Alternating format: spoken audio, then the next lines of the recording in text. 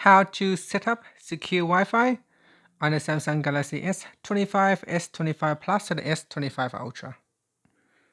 First, tap on the home button to return back to the home screen. And from the home screen, swipe down at the top to open up Quick Settings. In here, tap on the settings icon.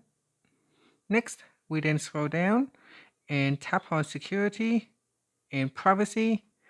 After that, we then scroll down. Now in here, tap on more security settings. Then tap on secure Wi-Fi.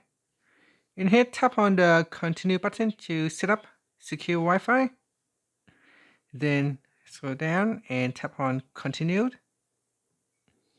That's it. So we are now in secure Wi-Fi. So tap on the turn on button and then tap on allow. So here you can choose location access for this app.